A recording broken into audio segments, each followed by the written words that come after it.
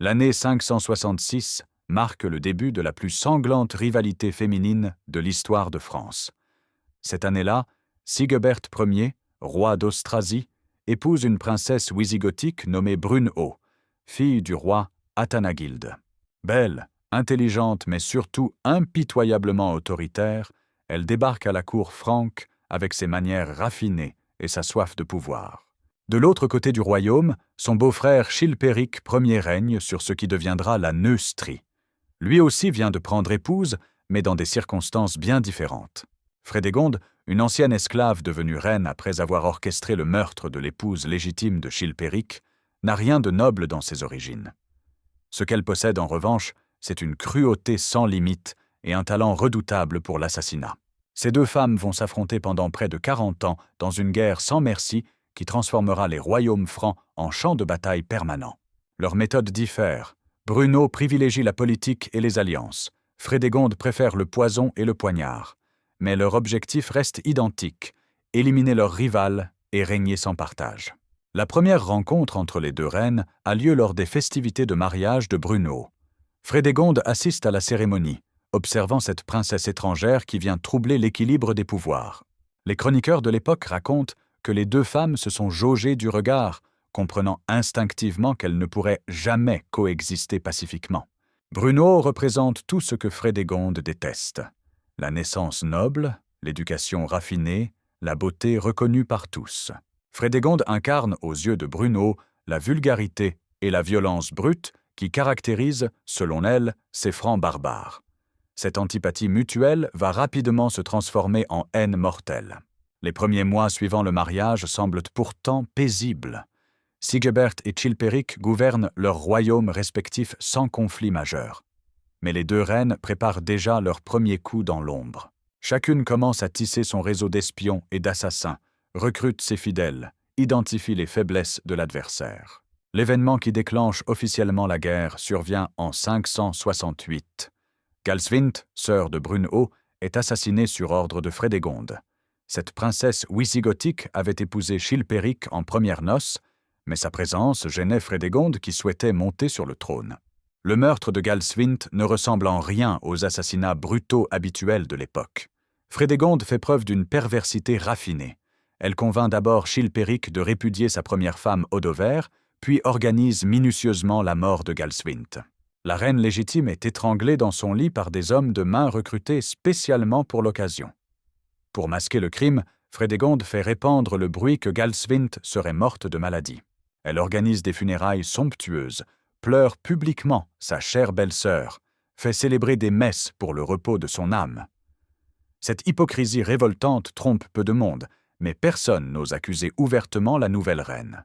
Quand Brunehaut apprend la mort de sa sœur et les circonstances du drame, elle entre dans une colère noire et jure la ruine de Frédégonde.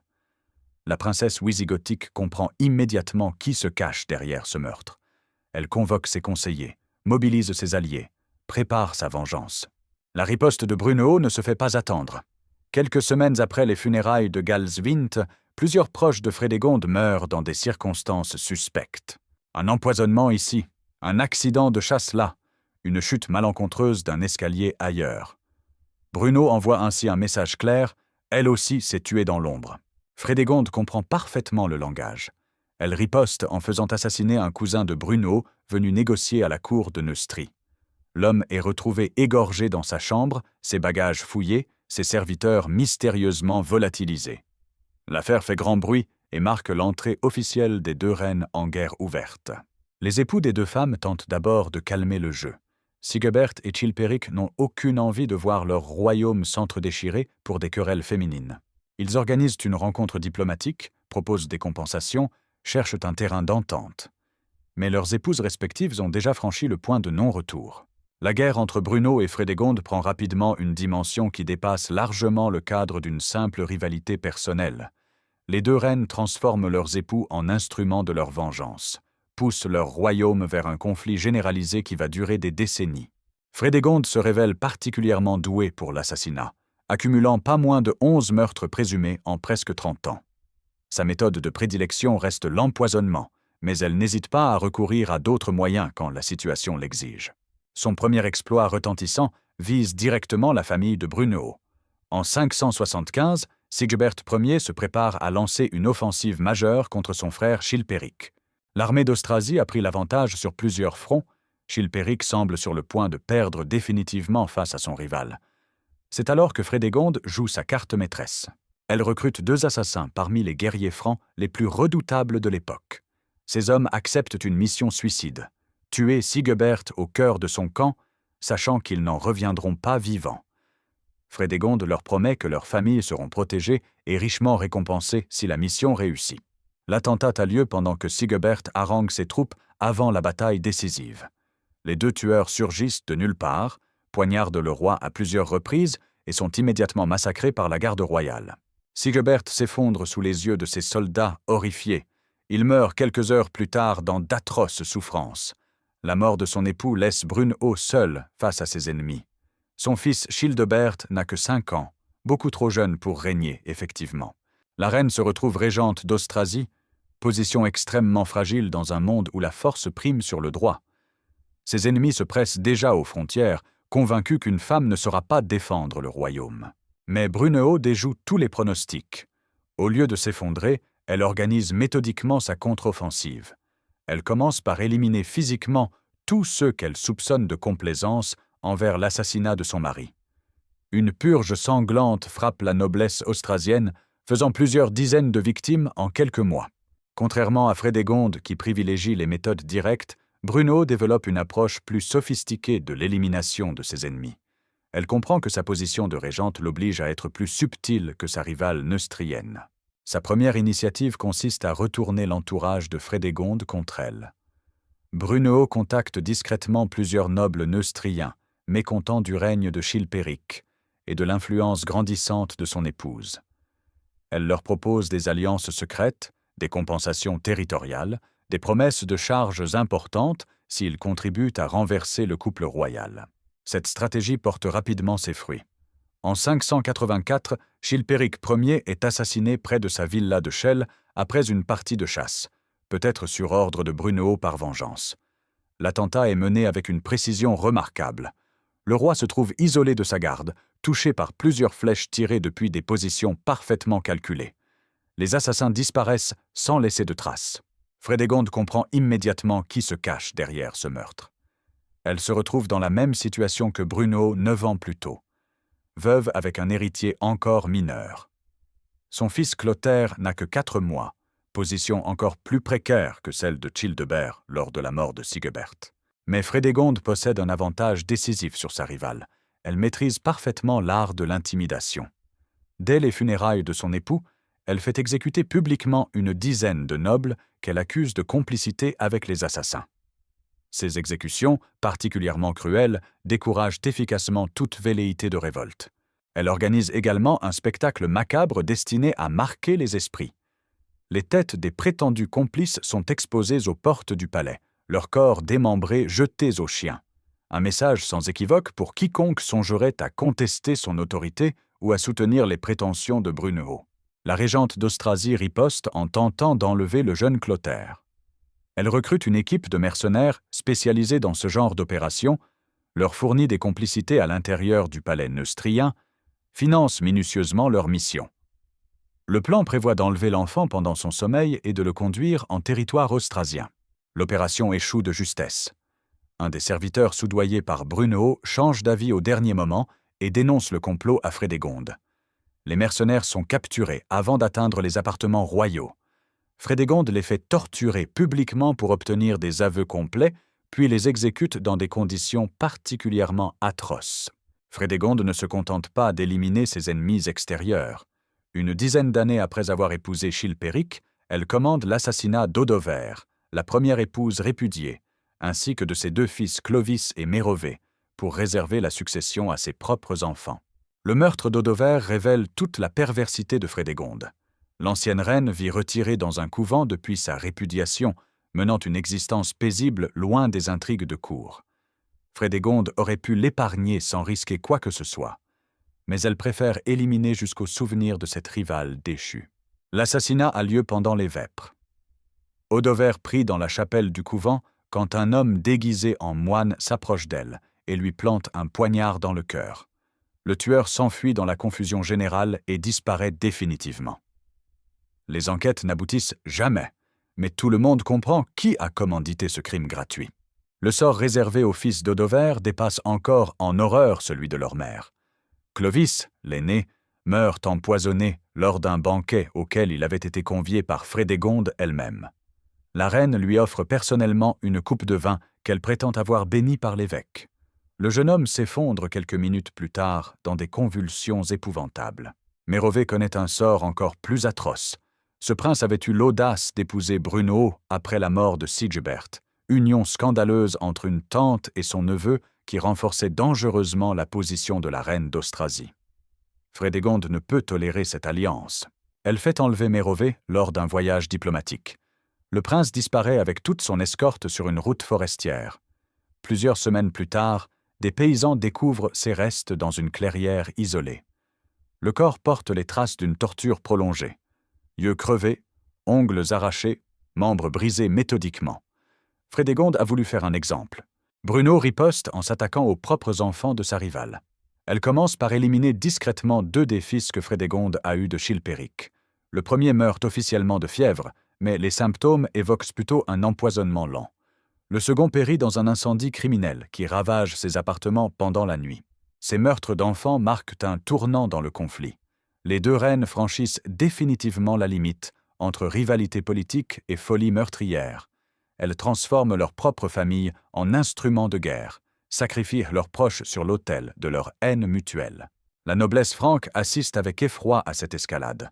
Beaucoup de grands seigneurs tentent de se tenir à l'écart du conflit, refusant de choisir entre les 2 camps par peur des représailles. D'autres, au contraire, profitent de la situation pour régler leurs comptes personnels, utilisant la guerre des reines comme prétexte à leur propre vengeance. Frédégonde développe au fil des années une véritable expertise dans l'art de l'empoisonnement. Elle entretient à sa cour un réseau d'empoisonneurs professionnels, teste différentes substances sur des prisonniers, perfectionne constamment ses méthodes. Ses archives personnelles, découvertes après sa mort, contiennent des dizaines de recettes de poison avec leur dosage précis. Sa spécialité reste l'arsenic, qu'elle fait importer clandestinement depuis l'Orient par des marchands complices. Cette substance présente l'avantage de provoquer des symptômes ressemblant à une maladie naturelle, ce qui permet de masquer facilement les meurtres. Frédégonde fait également usage de champignons vénéneux qu'elle cultive secrètement dans les jardins du palais. Son empoisonnement le plus spectaculaire vise Childebert II, le fils de Bruno, qui règne désormais sur l'Austrasie. En 595, le jeune roi tombe gravement malade lors d'un banquet diplomatique. Il présente tous les symptômes d'un empoisonnement à l'arsenic. Vomissements incoercibles, diarrhée sanglante, convulsions, paralysie progressive. Il meurt dans d'atroces souffrances après plusieurs jours d'agonie. Officiellement, Childebert II succombe à une fièvre maligne. Mais les circonstances de sa mort ne trompent personne. L'un des serviteurs chargés du service lors du banquet fatal disparaît mystérieusement le lendemain des funérailles. On retrouve son corps plusieurs semaines plus tard dans la Seine, lesté de pierres pour empêcher qu'il remonte à la surface. Bruno ne reste pas inactive face aux innovations toxicologiques de sa rivale. Elle recrute à son tour des spécialistes du poison, notamment parmi les apothicaires juifs qui maîtrisent parfaitement les propriétés des plantes mortelles. Elle fait également venir de Constantinople des experts byzantins réputés pour leur connaissance en matière de substances vénéneuses. Sa riposte frappe au cœur de l'entourage de Frédégonde. Plusieurs conseillers influents de la reine neustrienne meurent successivement dans des conditions suspectes. Leurs décès présentent tous le même scénario. Maladie foudroyante, symptômes inexplicables, mort rapide malgré les soins prodigués par les meilleurs médecins. Le plus retentissant de ces assassinats vise Landry, le maire du palais de Neustrie et principal conseiller de Frédégonde. Cet homme jouissait d'une influence considérable et constituait l'un des piliers du régime neustrien. Sa disparition déstabilise profondément le gouvernement de Frédégonde. Landry meurt après avoir bu un verre de vin offert par un marchand italien venu lui présenter des étoffes précieuses. Le poison agit instantanément. Le maire du palais s'effondre en quelques minutes, le visage violacé, l'écume aux lèvres. Le marchand disparaît dans la confusion générale et on ne le revoit jamais.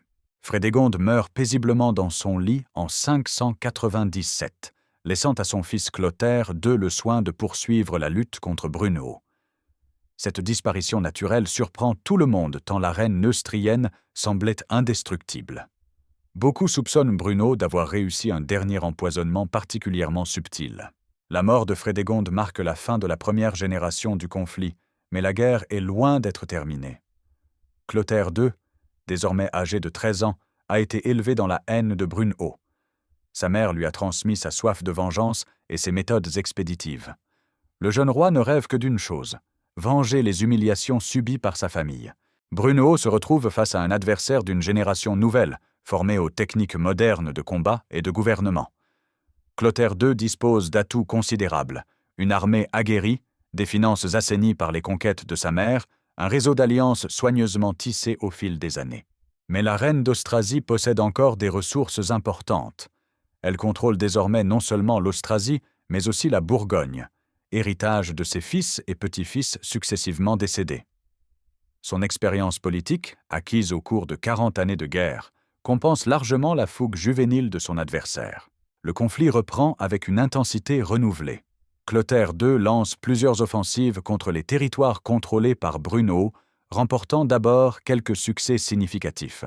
Ses troupes s'emparent de plusieurs villes stratégiques, contraignant la vieille reine à évacuer précipitamment plusieurs de ses résidences. Brunehaut riposte en utilisant ses dernières cartes maîtresses. Elle fait assassiner plusieurs généraux de Clotaire II, sème la discorde dans les rangs neustriens en corrompant des officiers, organise des sabotages dans les arrières de l'armée ennemie. Ces actions retardent l'offensive neustrienne, mais ne peuvent l'arrêter définitivement. La situation de Brunehaut se dégrade progressivement. Ses sujets se lassent de cette guerre interminable qui ruine les royaumes depuis des décennies.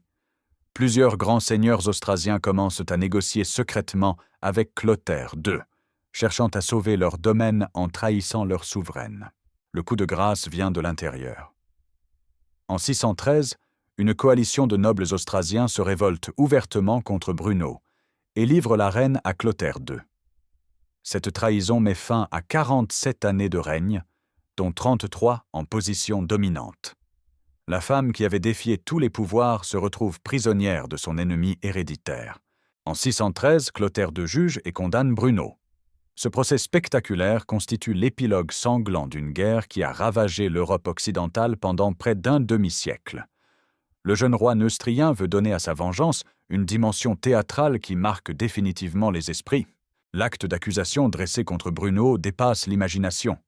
On lui reproche la mort de 10 rois et reines, l'organisation de centaines d'assassinats, la corruption de l'Église, la perversion des mœurs, la destruction des institutions franques.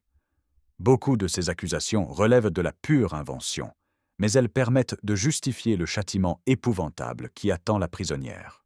Le procès se déroule selon les formes juridiques de l'époque, mais son issue ne fait aucun doute. Les témoins défilent pour accabler l'accusé, présentant des récits parfois contradictoires, mais toujours accablants. Brunehaut n'a pas le droit de se défendre efficacement, ses avocats ayant été intimidés ou corrompus par Clotaire II. La sentence tombe au terme de 3 journées de débat. Brunehaut est condamné à mort pour haute trahison, régicide, infanticide et sorcellerie. Mais Clotaire II ne se contente pas d'une exécution ordinaire. Il veut que la mort de sa victime efface symboliquement tous les crimes commis par la lignée de Frédégonde. Le supplice choisi révèle toute la cruauté du jeune roi. Brunehaut, âgé de 66 ans, est d'abord torturé publiquement pendant plusieurs heures. On lui arrache les ongles, on lui brise les membres à coups de marteau, on lui crève les yeux avec des fers rouges. La foule assemblée pour le spectacle hurle son approbation à chaque nouveau sévice. Puis vient l'exécution proprement dite. Brunehaut est attaché par les cheveux et par un pied à un cheval sauvage qui la traîne à travers la campagne jusqu'à ce que mort s'ensuive. Ce supplice atroce, inspiré des traditions germaniques les plus barbares, dure plusieurs heures. Le corps disloqué de l'ancienne reine termine sa course dans un ravin où on l'abandonne aux charognards. Cette mise à mort terrifiante met officiellement fin à la guerre des 2 reines. Clotaire II réunit sous son sceptre tous les territoires francs, reconstituant l'unité perdue depuis la mort de son arrière-grand-père Clotaire Ier. Les survivants des 2 camps rivaux se rallient aux vainqueurs, épuisés par des décennies de conflits fratricides. Mais les cicatrices de cette guerre fratricide marqueront durablement l'histoire de France. La violence extrême déployée par Brunehaut et Frédégonde a habitué la noblesse franque aux méthodes les plus cruelles. Cette brutalisation des élites contribuera aux troubles qui agiteront le royaume mérovingien jusqu'à son extinction au 8e siècle. La guerre entre Brunehaut et Frédégonde dépasse largement le cadre d'une simple rivalité personnelle. Ces deux femmes ont transformé leurs kingdoms en laboratoire de la terreur, perfectionnant des méthodes d'élimination qui feront école pendant des siècles. Leur affrontement révèle aussi les contradictions d'une époque charnière. Le VIe siècle voit coexister les derniers vestiges de la civilisation romaine avec les traditions barbares des peuples germaniques. Brunehaut incarne l'héritage antique. Culture raffinée, sens de l'État, vision politique à long terme. Frédégonde représente la brutalité franque, violence directe, mépris des conventions, primauté de la force. La victoire finale de Clotaire II, héritier de Frédégonde, symbolise le triomphe définitif de la barbarie sur la civilisation. Les méthodes brutales l'emportent sur la subtilité politique, la force prime sur l'intelligence. Cette évolution annonce les siècles de violence qui vont suivre la chute de l'Empire romain d'Occident.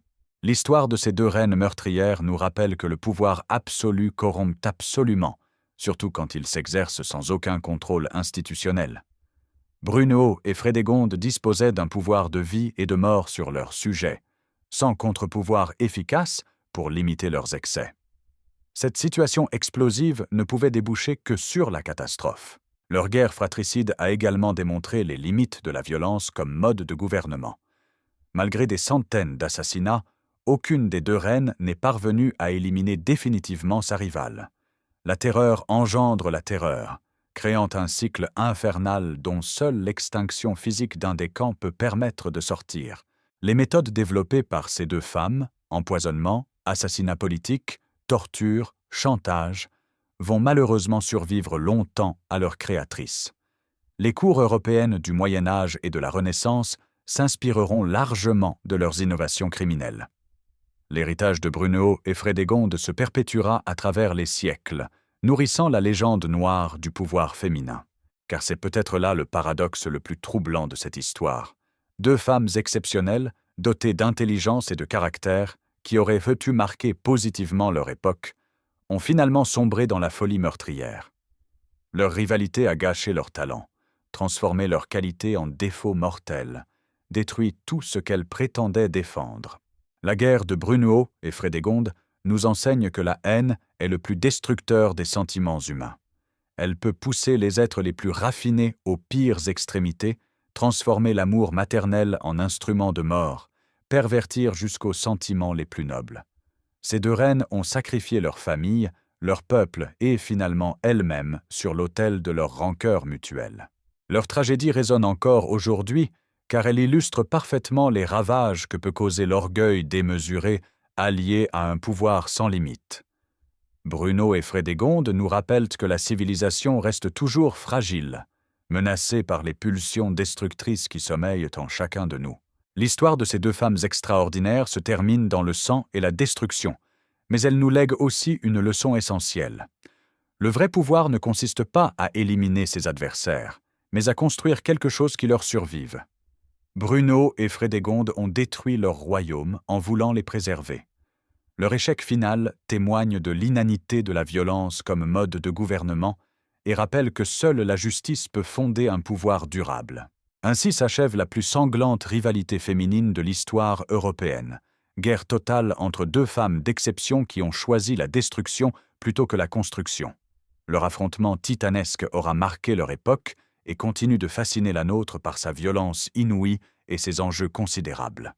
Brunehaut et Frédégonde resteront dans les mémoires comme les incarnations parfaites du pouvoir absolu livré à ses pulsions les plus sombres.